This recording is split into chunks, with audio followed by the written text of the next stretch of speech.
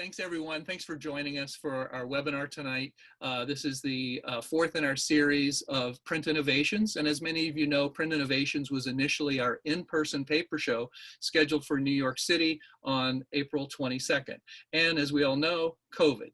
So 2020 has led us to the point where there are many sponsors who are involved in that in-person event on Earth Day have now agreed to bring their material to you, our audience, both in New York and around the globe, through a Zoom webinar series. So every couple of weeks, we've been having another mill join us and share information.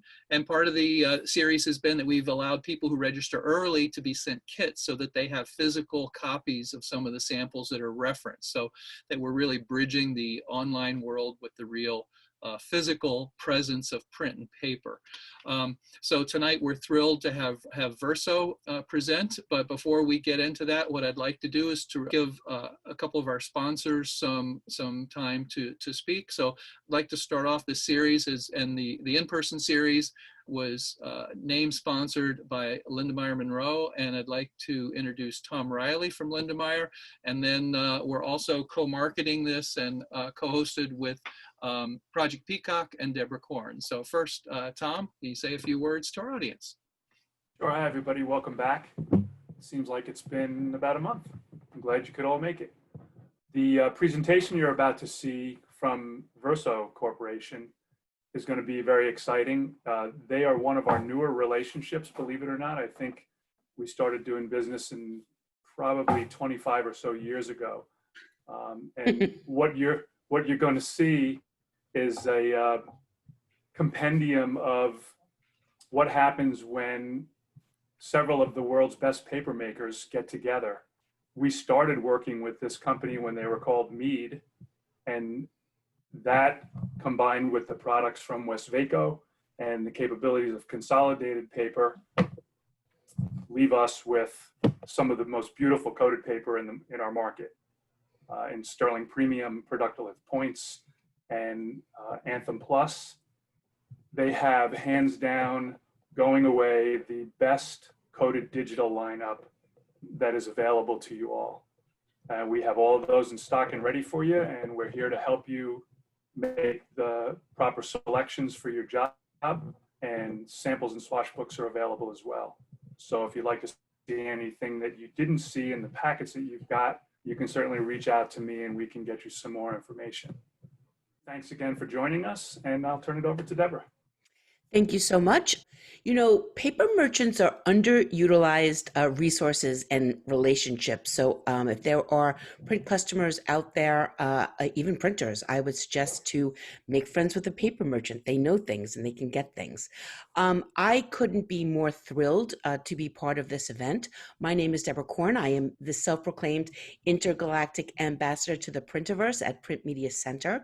One of the initiatives that I started is called Project Peacock, which is a traveling educational roadshow. It was, now it's also online, in order to bring printspiration and resources to print and marketing professionals and give them some ideas with new things that they can do with print and new technologies that they can utilize to create their products. And certainly we, if we say, maybe the idea is the foundation in the creative world, but in the print world, to me, paper is the foundation. So I am so thrilled to be part of Print Innovations and certainly to get to hang out with the paper people. So thank you so much, Verso. I did get a sneak peeks of this presentation last week. I'm a little excited, especially if we're going to talk about catalogs, but I've been told I have to keep myself under control. So I will turn off my microphone and my video as directed, and I will chime in at the end with probably 3 pages of excited notes. So thank you so much for this opportunity, and I will turn it back over to Jim. Yeah, thanks so much, Deborah. Thanks for your support of the club, and Tom as well. Thanks again for Lindemeyer's continued support of the APC NYC. Okay, so let's get into the meat of this. I am thrilled to turn this over to Peter Ross, who's the Regional Sales Director for Verso. So Peter and your team, take it away, and the rest of us will turn off our mics and cameras for now, and we will rejoin as we wrap up. Thanks so much. And Jim, I want to just thank you as well for allowing Verso to come and be a part of this evening. And thanks for welcoming us to the APC Zoom auditorium. This is a great place to be on a Wednesday night. So just quickly, you can see on the slide here my position, and I just want to introduce quickly George Bennington, Jennifer Kennedy, and Julie Davis. So George and Jennifer are two of what I would say, and I'm a little biased perhaps, but two of the brightest and most effective paper salespeople I've ever met. Some of you may have met them in your travels, and if you don't know them, I would encourage you to reach out. Kind of building on Deborah's comments about friends with your local paper merchant, also with your local paper mill representative. These guys know a lot about paper, a lot more than I do, and so I rely on them to run a great area in the Metro New York region.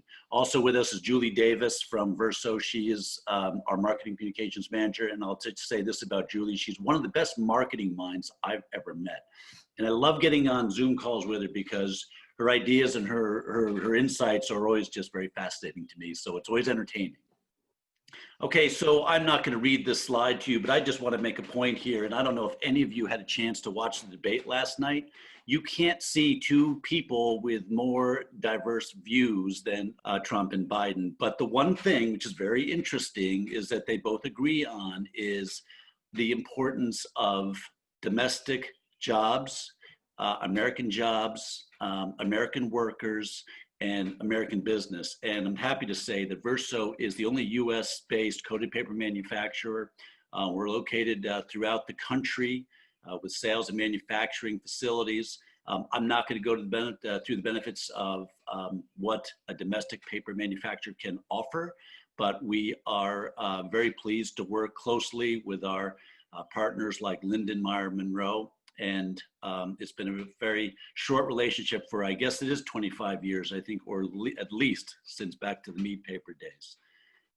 So here is our grade line. And those of you that are involved with print and paper know our brands very well. And let me just say this about, I'll just summarize what's on here very quickly.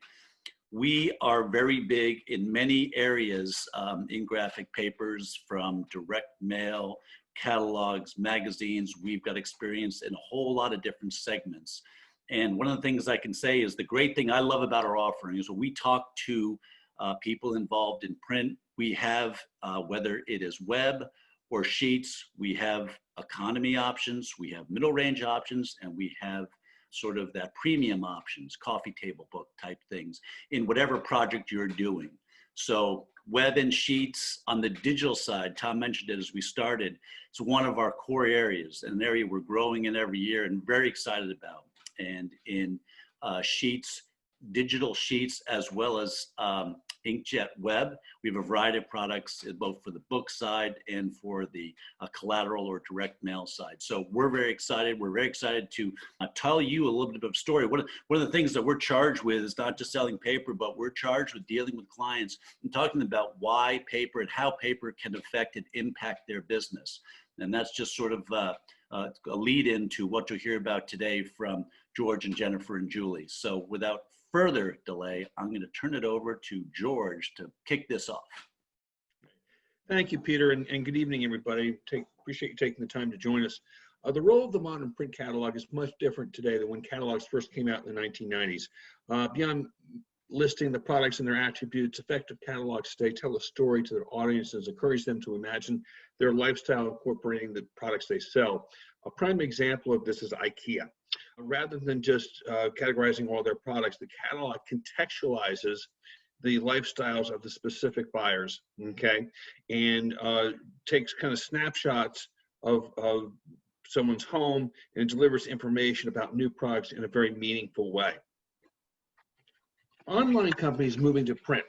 Companies that started off as pure e-commerce have found publishing printed materials gets them known, gets them trusted, and allows for them to get new products out there that might otherwise not have been visible to their customers. Good examples of this are Amazon, Chewy, Untitled, and Wayfair. I get all three catalogs, and it's great. I won't go through all of these statistics here, opportunity for print, but there's two numbers that I wanted to point out. The first one is that 90% of all direct mail gets open. Even though people may spend 3 to 5 seconds looking at it, and that is actual hard fact, they are looking at it, okay, versus spam and everything like that. And the other number that really strikes out at me is that 65% of millennials pay attention to direct mail advertising, okay? And so it is an effective mean. Direct mail catalogs and retail inserts are still the most effective way of driving sales and ROI. And obviously, as we all know, it's measurable, okay? So going on to the next slide, the modern print catalogs. Print catalogs, obviously direct mail pieces and other traditional forms of print advertising attract new audiences, okay? And build credibility and positively impact on existing digital presence. Obviously, as we integrate print with strong digital presence is a huge competitive advantage. I think that, as Jennifer will tell a story about a specific catalog. And digital marketing, obviously, costs have increased as effectiveness has decreased due to the sheer number of ads that are printed online. So I think printing now obviously distinguishes oneself and differentiates themselves. Physical content leaves a longer lasting impact than digital, and obviously drives the brand loyalty and builds customer confidence. An effective catalog helps consumers imagine your brand as part of their lives. I'm going to turn this over to Jennifer, and she'll discuss a specific project that we did with Eastbay. Okay, thank you, George. I get to do the fun part here and talk about a case study that Verso came up with back in 2018. And the idea behind this case study was to determine if the use of higher quality papers would impact direct mail and the response of direct mail. And we call this the response project. Some of you, if you got the sample kit in advance, would have this. This is a little 8-pager, but it has a lot of the information. You can follow along, but it's also in the presentation. So when we came up with this idea of the response project, the first thing that we needed to do is to identify a partner or somebody that we could approach that wanted to enter into this with us. We wanted to identify a like-minded company. We quickly zeroed in on Eastbay, who's constantly looking to better themselves, to grow, and so forth. So a little bit about Eastbay. It's a company that started in 1980. It was started by 2 gentlemen out of Wisconsin. It was a small operation where they were taking their athletic shoes from one shoe clinic to another. Quickly grew, became a public company, and ultimately they sold the company to Foot Locker, who is their parent company today.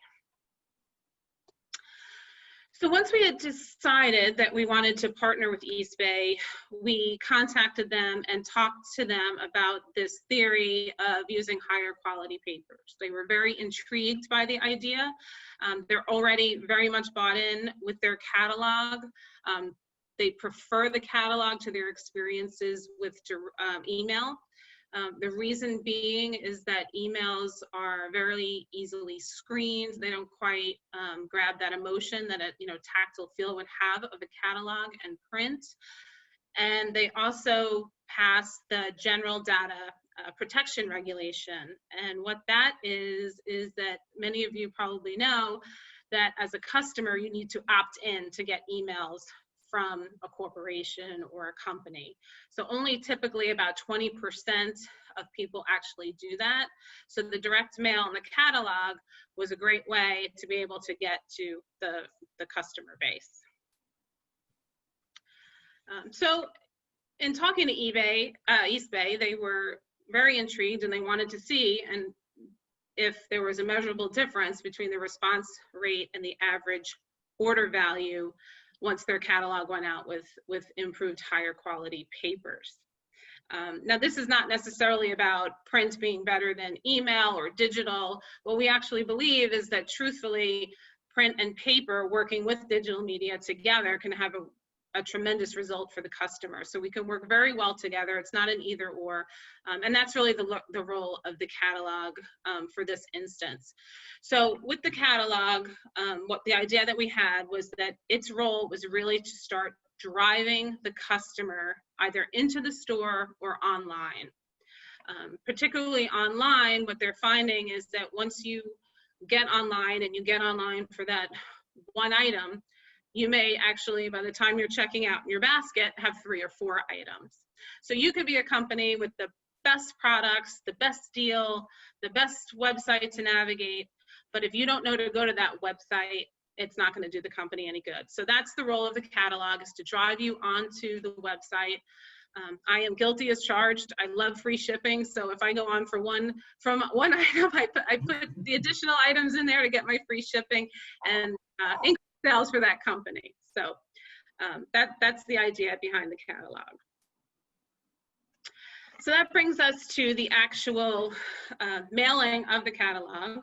And specifically talking to the papers, just to take a moment, there's an inverse relationship between the number category and actually the quality of paper, if you're not aware of that. So your number 1 paper would be your highest quality paper. So from Eastbay's perspective, the majority of their catalog run, they had dedicated to what they traditionally used, which was our number 3 product with a 60-pound text as a cover, and a number 5 product with a 32-pound as the body of the catalog. Then we had a smaller run in that same catalog that was going to be shipped, where we kept the same level on the cover, but we did increase the basis weight on the cover. And then when it came to the body stock, we actually went up a level of paper and we actually increased the basis weight. So I'm going to get a little bit into who the target audience was in the different segments, but when we actually did the mailing, there was no segment or geographic bias between the control or the test groups. There was no big difference in terms of the mailing, because although we increased the basis weight, they actually dialed back a little bit on the page count. So there really wasn't impacted cost when they went to actually do this mailing. So that brings us to the target audience. So the catalog that was chosen was a spring catalog for targeting women athletes and student athletes. And there were 4 segments of their audience. The first one was the Eastbay customer, and that is a customer that Eastbay had a relationship with. There was prior products that were bought through their website, and they actually are existing customers. Then the second one was prospects. So that had no relationship with Eastbay or any of its sister or parent company. There has no activity on their website, no purchases. Completely new to the company. Third was the .com corporate customer. So although not necessarily having a relationship with Eastbay, they did have experiencing buying from their sister company Champs and the parent company of Foot Locker. And then finally, the Eastbay browsers. And these were people that had been on the website for either the Champs, the Foot Locker, or the Eastbay website. So that then brings us to the results. So what we actually found, we analyzed the data, we measured it for 6 weeks after the mailing, and we actually found there was no spike or appreciable difference in 3 of the 4 categories. So there was no difference in response rate, average order value, or the dollar value per book. And the 3 categories were the Eastbay customers, the .com customer, corporate customer, and the Eastbay browsers. So we looked at ourselves and we asked, what they had in common, and we wanted to focus on the 4th group. So what that did is we looked at the fact that the 4th group was actually the prospect group. And the prospect group was a completely different story, and it was really exciting for us, and it was very exciting for Eastbay.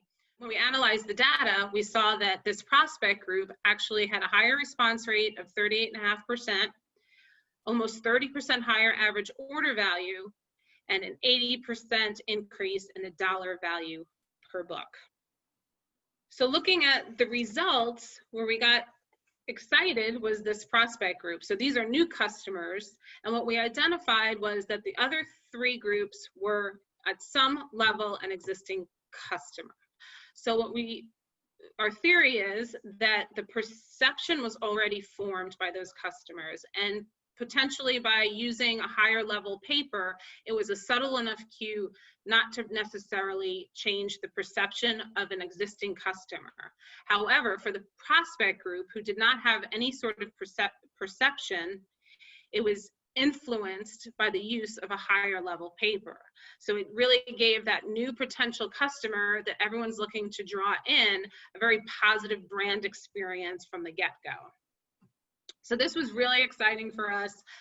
Eastbay was very excited, and they definitely felt that they found value in upgrading the paper for their potential customers, particularly in that prospect category. So that was the experiment or the case study that we did on the catalog. We have some questions that we can talk about. There's just one other quick story that I wanted to tell you along this lines and along this theme of upgrading the paper and getting better results. I can't share the name of the customer because I signed an NDA, but I had a customer that sold a magazine. So not a catalog, but a magazine. And this magazine was struggling, and it was struggling to attract corporate sponsors, and it was struggling with its subscription. And when they looked at their competitors within this category, they found that their competitors were doing much better than they were doing. So they talked to the corporate sponsors, a lot of them very high-end corporate companies, and asked them why they weren't advertising in their magazine. And the feedback was that they just didn't feel that the magazine was of the quality of their brands, and they didn't want to advertise in a magazine that didn't seem to have the quality that they felt they put forth. So they thought about this. We got together and we looked at one of its competitors, and rather than identifying where they were, they made the decision to actually go even higher and go better. So they didn't just bring up the quality of their paper for their magazine to where their competition was, they actually went above and beyond. And what they found after a couple of months was that the corporate sponsorships of these very high-end corporate companies started sponsoring with them. They were even leaving their competitors, and they saw an increase in subscription. So they realized that actually, because they were projecting a much higher quality magazine, they were able to have higher subscription and generate revenue from the advertising dollars, which is so important with the magazine. So take that further to the pandemic, and they decided this was a monthly magazine. They decided to make this a bi-monthly magazine. And what they decided to do was then make the cover even heavier and go higher quality, because they wanted to make this magazine more of a coffee table type feel. So they didn't lose subscription and they didn't lose their corporate advertisers. They still wanted them to have that feel. So that's where we are today. They're continuing to do that. At some point next year, they're going to dial back and go monthly and still have a higher quality magazine. But for the time being, they've identified using paper as a way to stimulate their advertising sales and maintain their subscriptions. So it's another story. So there was a couple of things here, and I'm just gonna interrupt. And Julie, if you can hear it. So Julie, I don't know, you were involved in this with some more detail. Can you comment on the sample size of the mailing? And I don't know the answer to this either. Was it an omni-channel campaign? Was just how was it really, I guess, complemented with other media? If you have on that. I was not privy to the exact numbers that were produced, but Eastbay, they are very solid in their statistics and the data retrieval, and their sample size was enough books to give them, be confident in the results that were provided with the 4 different channels. But I don't know the exact number of the pieces that were produced. It was just statistically the right quantity when you're doing data collection. And then Eastbay, their catalog, they rely heavily on catalogs. So I'm sure there was social media Right. as part of that, but I don't know of all of their strategies surrounding the catalogs. But maybe we can come back and answer that as a follow-up question with more information, but I don't know that specifically. And I'll take these last couple of slides. And again, thank you for your time tonight. Just piggybacking on what was said earlier in regards to our product offering, this slide really just kind of dissects the areas of the different types of press equipment that are out there today. And when you're deciding on what you're printing, you know, the quantity is very important, and how Verso's grades support those different quantities. So whether you're running digitally, inkjet, web offset, or sheet fed, there are products that can serve you from the Verso product line. And those considerations could be, you know, are you looking for something with a lot of technique? So you might be printing something sheet fed. If you have more personalization in mind, you're thinking digital or inkjet. And if you're going into the long runs, we certainly have the products that can support those. So we appreciate your time and consideration for those Verso grades. And then for those that did receive the kit of printed collateral, I welcome anybody to email our sample department.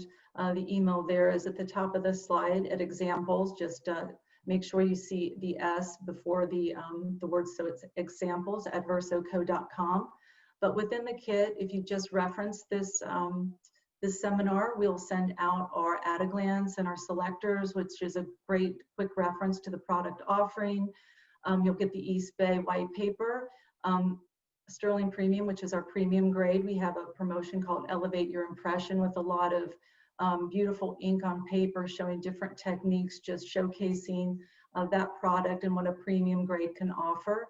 Our Productolith points, our cover that fits, our caliper grades from anywhere from, you know, direct mail to packaging, and all of the different beautiful things you can do with that product. And that's showcased in this promotion, from embosses, debosses, and as well as in both of those promotions, the companion digital grades that support. So if you're doing something that's offset, you have that comfort in knowing that you're printing digitally, that your brand integrity will be carried through however you're going to print it. We have the Anthem Plus promotion, which is our economy grade, again with the Blazer Digital, which is its optically match. And then we get into some of our web grades, our Sterling Ultra, which is focusing on the caliper and direct mail in the Move the Message panel promotions. And then Influence and Liberty, which is our web grades, and the different you know, applications of those particular grades. So please reach out to the sample department and ask for your kit. We're happy to send these out so you can see these for yourself, get them in your hands, and see all the things that you can do with the beautiful coated paper. And then this is just our warning that, you know, print is an important part of the communication mix. I know that we live in this virtual world, but print is a wonderful way to get your message into the hands of your target audience. And it allows people to spend time with your message. They can put it down and come back to it. And not all, you know, electronic media has that opportunity for people to come back to it, find it, dog ear it, kind of immerse themselves in, like you can with print. So with that, I will hand it over to Deborah, and she'll share her point of view on catalogs and all things print. So again, thank you for your time tonight. We really appreciate it. I've been panting, waiting. I'm so excited. First of all, thank you so much. I just wanted to add some information, if I may. Before, I believe it was Jennifer who mentioned that a primary function of a catalog is to get to a website. And I do agree with that. But I really hope that the people on this call think of a catalog as a customer communication device, because that's what it is. It's a messaging tool. It is a device. It's the original communications device, print and ink. And I have some stats that I pulled to share with everybody here from the USPS. And this is from a recent study, by the way. I don't go back pre-COVID. 92% of households sort mail and pull out catalogs to keep. The average time looking through a catalog is 15.5 minutes. I don't look at anything else in my mailbox that long. And a catalog stays in a home an average of 20.3 days. 58% of online shoppers browse through a printed catalog before they go online. That makes a catalog a customer acquisition tool, a customer loyalty tool, and a customer retention tool. And that is why choosing the paper for this catalog is so important. It is in someone's home. They are interacting with it. It is a branding message. It tells who you are by the type of paper you choose. We've gotten flimsy catalogs in the mail. We've gotten exquisite catalogs in the mail. How do you feel when you receive a flimsy catalog versus a catalog that has some meat and bones to it and relevant content that is designed to entice me to go shopping? So I just wanted to echo everything you said about the opportunity, but to really go back to what I said in the beginning and understand that the paper you choose, especially for a catalog, is extra important because it has a shelf life unlike other printed items. So thank you so much for sharing the information. Awesome. Thanks, Deborah. So for everyone else, if you've got questions, please put them in the chat, and we'd love to have more conversation, more questions for our great team from Verso. Really great presentation. Love the case studies that really show how not just your papers, but print in general and higher quality paper can increase the value of the marketing. And really pretty amazing the way that acquisition worked. I just think that's thrilling that it's that whole thing of the first impression. You never get a second chance to make a first impression. And when you do that with high quality paper, and that's, just from the sales numbers that you cited for Eastbay, were quite interesting that first impression in an acquisition list means so much. And I've had clients personally, I do quite a bit of high-end marketing and catalog work. And when I've had customers downgrade paper, they've often gotten feedback from people who were good, loyal, long-term customers saying, what's going on over there? Is this reflective of what's happening with your products? Or like they literally question the brand about why they were getting a lower quality catalog than they had previously. I'm sorry, now you just sparked me there, Jim. So I couldn't agree with you more. Like I said, it's completely a reflection of your brand. When you said that you only have, first one time to make a first impression, I actually want to maybe throw a wrench in that. If you are a print customer out there and you're working with a sophisticated brand who has tools on their website to know where people are coming in and visiting, you can create a customized catalog and actually have a second chance to make a first impression by providing things that they're 100% interested in this mailing, in this book, in this catalog, in this printed piece. And also it affords the brand opportunity to create discovery content, things that are related to the shoes I liked. Maybe there's a tent that goes with it, or a canoe if it's a sporting goods store or something like that. So there's so many opportunities to re-engage with people if they are engaged in digital marketing, programs or opportunities on their website. And it's a great conversation to have with your customers out there. If there's, buyers to talk to their brands and their corporate clients and find out, is there an opportunity? What kind of digital marketing tracking do they have on their website, and find out how to create unique marketing programs with catalogs that really are, I don't want to say personalized as much as I want to say customized, which enables printers to, sort different sheets and maybe bind them in a different way. And that's okay, see, I'm going down the catalog rabbit hole now. So I'll stop after this one, but it goes back to the advertising jokes about light bulbs. You ask creative director, how many creative directors does it take to screw in a light bulb? And they'll say, why does it have to be a light bulb? So going back, does it have to be a catalog? Like, what else could the application be used for in other ways? A media kit, an information about a printer or about a paper company. It just looks like a catalog. It's set up creatively, but you're really giving people marketing messages in there. There's a million things you can do. I will stop now. Thank you very much. Julie, again, and you may have this, this may be a follow-up question, so I'll throw it out there. Anyway, it did come up from the audience, and the question was specifically, did Eastbay's market segment definitions align with any well-known lifestyle segmentation models like Prism, or is it proprietary? And I would suspect the latter, but Julie, I don't know, I'm not going to speak without. It would be proprietary. I had a question. It could be that Tom may also want to jump in from Lindemeyer, but you guys mentioned being a domestic producer and the importance of that, which we've certainly, in talking with a number of the other uncoated mills, that was is a big point that we're looking at in a different way these days. But I'm just curious about the supply issues. Certainly something that from the printer side, in trying to deal with COVID, everybody's trying to minimize their expense and keep inventories low and things like that.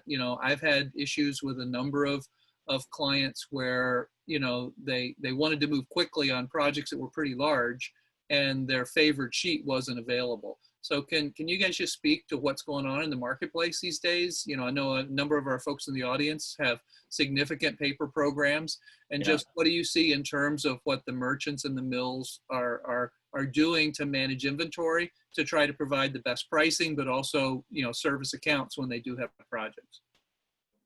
Tom, I guess you want to start that one? I'll add some after you. Yeah, I would say the obvious advantage is that it promotes business and manufacturing in the United States, which I think we all appreciate. But it's also an insurance policy. You've got your product would come from a paper merchant's inventory, and if assuming your business is an ongoing project that you need to replenish regularly, you certainly have much shorter lead times for new paper to come in.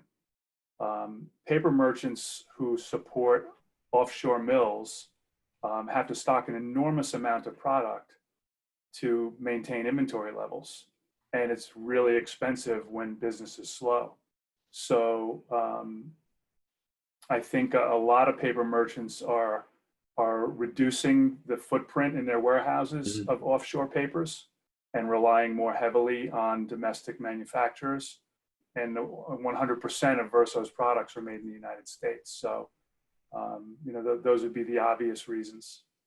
Yeah. And so, Tom, is that something that, depending on order size, you may ship directly from Lindemeyer, or that it would go from a mill directly to a printer if we're talking trailer loads, or how would that work?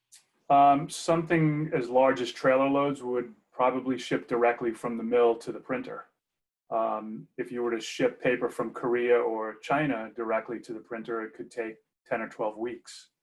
And nobody's got that kind of time. So Verso's paper would ship out of Pennsylvania or Wisconsin or, some friendly state.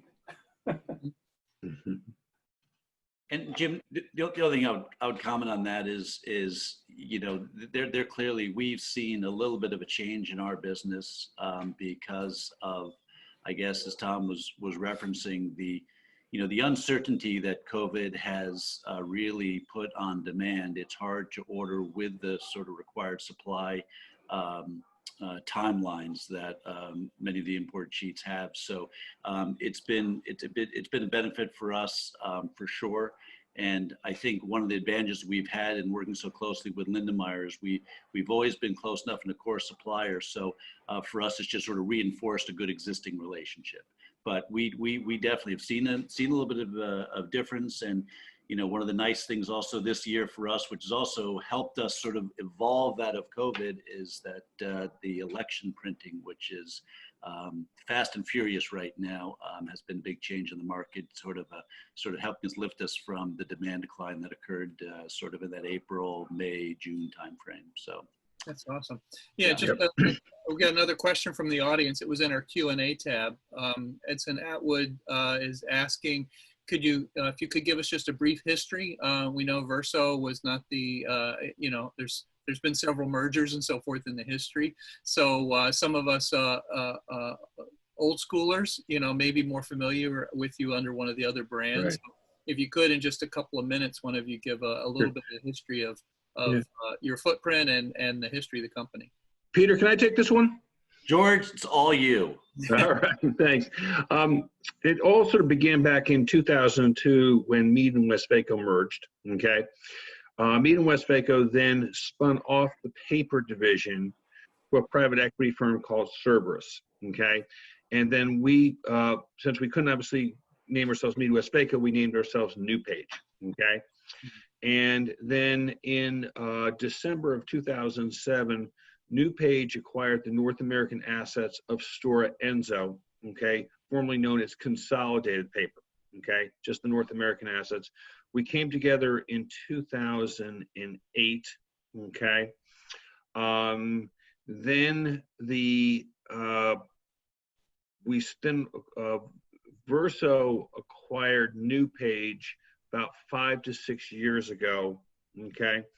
And obviously, as the market has contracted, we've had to obviously make some tough decisions regarding mill closures or idleness. And but that's pretty much in our rearview mirror right now. We've got 2 outstanding mills, Quinnipiac and Escanaba in the UP of Michigan, where we manufacture both the web, C1S, sheet-fed, digital grades. They're probably 2 of the most cost-effective assets in North America. So I think it's an important point. And also Verso financially is in very, very strong shape. But the answer to the question is that Verso is the result of about 5 or 6 different paper divisions that came together.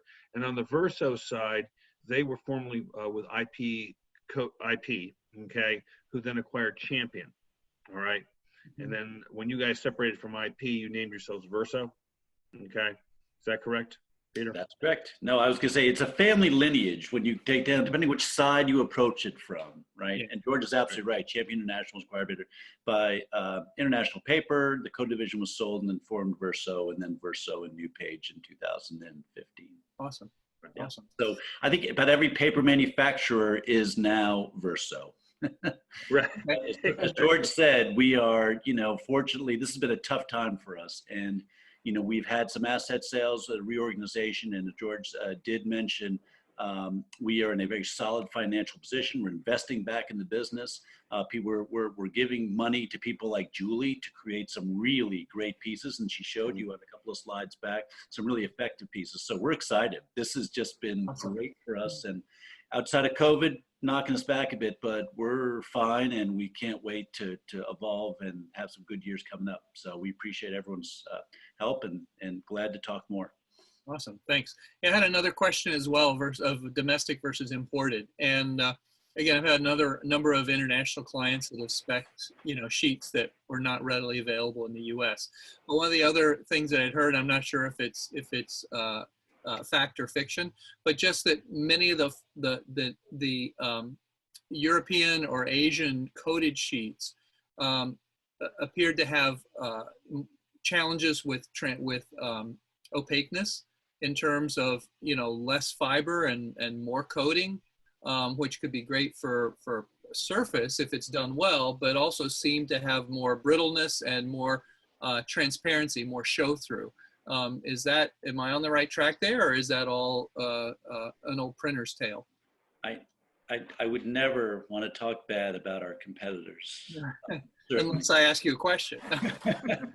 So I think you'll find, it is, the fiber content is a key difference.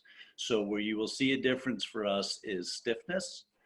You'll see a little bit of difference in the domestic sheets in terms of So foldability. in stiffness, you mean a 100-pound cover with more fiber is going to be a little heftier, have a little less Yeah. flex in it? If Yeah. you go across the basis weights, yeah, you'll Yep. you'll sort of feel that difference. So the Okay. opaqueness will, yeah, I mean, depending on grade and basis So weight. Deborah said floppy earlier. So if something was thin and floppy, it could be a similar basis weight, but with more fiber. It's not going to, the weight may be the same, but it's not going to bend as much and be as floppy. So and now you'll get me going. So and again, all of our competitors are great, but you know, one of the things that we try, especially on our sheet fed grades, even our web grades, we've talked to printers at length about efficiency and speed of operation, and especially when you get into inkjet web, you know, that equipment's so expensive, and being able to get a return on those expenses is really a result of getting efficiencies and getting the speed, the rated speed of the machine. And that really gives you the return and gives you sort of the value that you're thinking you're getting when you're investing in it. So on the digital side, yes, for sure. And even in the economy sheet side, we tend to see the, I won't give you any statistics because I think you just get in trouble with that, but we tend to see the efficiency and the productivity of the domestic sheets, especially the Verso sheets, being very good. Awesome. Thanks so much. If there's anything you don't understand about coded versus uncoated, you know, we're kind of making some assumptions there.